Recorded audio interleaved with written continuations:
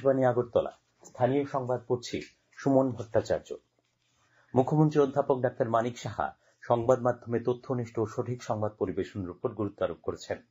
গতকাল জাতীয় সংবাদ মাধ্যম দিবস উপলক্ষে আগরতলার সুকান্ত একাডেমিতে রাজ্য সরকারের তথ্য সংস্কৃতি দপ্তর এবং আগরতলা প্রেস ক্লাবের যৌথ উদ্যোগে অনুষ্ঠিত আলোচনা চক্রে মুখ্যমন্ত্রী কথা বলেন। মুখ্যমন্ত্রী বিভিন্ন সামাজিক মাধ্যমে অসত্য ব্যক্তিগত কুৎসামূলক সংবাদ পরিবেশনে উদ্বেগ প্রকাশ করেন। মুখ্যমন্ত্রী বলেন, রাজ্য সরকার সংবাদ মাধ্যমের স্বাধীনতাকে গুরুত্ব দেয়। অনুষ্ঠানে আলোচনায় অংশগ্রহণ করেন ত্রিপুরা মানবাধিকার কমিশনের চেয়ারম্যান, অবসরপ্রাপ্ত বিচারপতি অরিন্দম লোধ, তথ্য সংস্কৃতি সচিব ডক্টর পি কে চক্রবর্তী, বিশিষ্ট সাংবাদিক মানুষ পাল, আগরতলা প্রেস ক্লাবের সভাপতি প্রণব সরকার, বিশিষ্ট সাংবাদিক সানিধ্য দেব রায়। অনুষ্ঠানে রাজ্যের দুই সাংবাদিক অনুপম ভট্টাচার্য ও প্রাণময় সাহাকে সংবর্ধনা জানানো হয়। সংবর্ধনা হিসেবে মুখ্যমন্ত্রী তাদের হাতে ফলক, মানপত্র ও নগদ অর্থ তুলে দেন। কেন্দ্রীয় তথ্য সম্প্রচার মন্ত্রী অশ্বিনী বৈষ্ণব এবং তথ্য সম্প্রচার প্রতিমন্ত্রী ডক্টর এল মুরুগান গতকাল নতুন দিল্লিতে জাতীয় সংবাদ মাধ্যম দিবস 2025 উদযাপন অনুষ্ঠানে অংশগ্রহণ করেন। অনুষ্ঠানে উপস্থিত ছিলেন প্রেস কাউন্সিল অব ইন্ডিয়ার চেয়ারপারসন বিচারপতি রঞ্জনা প্রকাশ দেশাই। শ্রী বৈষ্ণব বলেন, আমাদের গণতন্ত্রের সংবাদ মাধ্যমের গুরুত্বপূর্ণ ভূমিকা রয়েছে। তিনি কিভাবে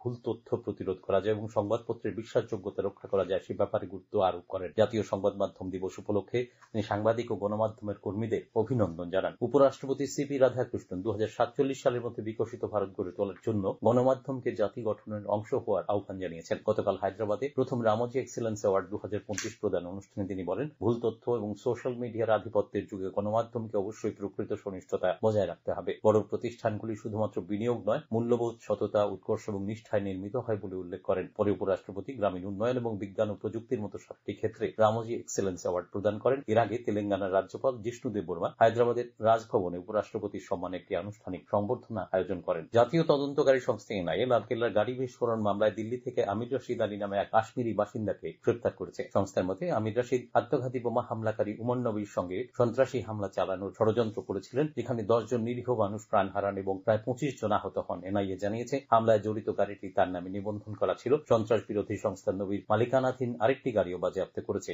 মামলার প্রমাণের জন্য গাড়িটি পরীক্ষা করা হচ্ছে। এনআইএ এখনো পর্যন্ত 73 জন সাক্ষীকে জিজ্ঞাসাবাদ করেছে, যার মধ্যে বিস্ফোরণে আহত ব্যক্তিরা রয়েছেন। পশ্চিম জেলা ভিত্তিক যুব উৎসব ও বিজ্ঞান মেলা গতকাল সূর্যমণিনগর উচ্চতর মাধ্যমিক বিদ্যালয়ে অনুষ্ঠিত হয়। যুব বিষয়ক ও ক্রীড়া দপ্তর এবং পশ্চিম ত্রিপুরা জেলা পরিষদের উদ্যোগে অনুষ্ঠিত এই মেলায় উদ্বোধন করেন সাংসদ রাজীব ভট্টাচার্য। অনুষ্ঠানে উপস্থিত ছিলেন বিধানসভার উপাধ্যক্ষ রামপ্রসাদ পাল, পশ্চিম ত্রিপুরা জেলা পরিষদের ভারপ্রাপ্ত সভাধিপতি বিশ্বজিৎ শীল প্রমুখ। আগামী 12 জানুয়ারি দিল্লিতে জাতীয় যুব উৎসব ও বিজ্ঞান মেলা অনুষ্ঠিত হবে। এর আগে রাজ্যে জেলা ভিত্তিক ও রাজ্যস্তরীয় যুব উৎসব ও বিজ্ঞান মেলার আয়োজন করা হচ্ছে। কেন্দ্রীয় সরকার সামাজিক মাধ্যমে প্রচারিত কেন্দ্রীয় অর্থমন্ত্রী সম্পর্কিত একটি ভিডিও খারিজ করে দিয়েছে। পিআইবি ফ্যাক্ট চেক ইউনিট জানিয়েছে, ভিডিওটি জাল এবং এআই দিয়ে তৈরি করা হয়েছে। কেন্দ্রীয় সরকার মাসিক সহজ আয়ের প্রতিশ্রুতি দিয়ে কোনো বিনিয়োগ প্রকল্প প্রচার করেনি। সরকার নাগরিকদের এই ধরনের জাল বিনিয়োগ প্রকল্পে যুক্ত না হওয়ার জন্য অনুরোধ জানিয়েছে এবং এই ধরনের কোনো লিঙ্ক ব্যবহার না করার পরামর্শ দিয়েছে। ত্রিপুরা ও রেলওয়ের মধ্যে রঞ্জি ট্রফির 4 দিনের খেলা গতকাল থেকে গুজরাটের ভালসাদে শুরু হয়েছে। প্রথম দিনে সর্দার প্যাটেল স্টেডিয়ামে টসে জিতে রাজ্য দল ব্যাট করার সিদ্ধান্ত নেয় এবং প্রথম ইনিংসে সবকটি উইকেট হারিয়ে 136 রান তুলতে সক্ষম হয়। দলের পক্ষে বিজয় শঙ্কর 44 এবং বাবুল দে 42 রান করেন। জবাবে রেলওয়ে প্রথম ইনিংসে 2 উইকেটে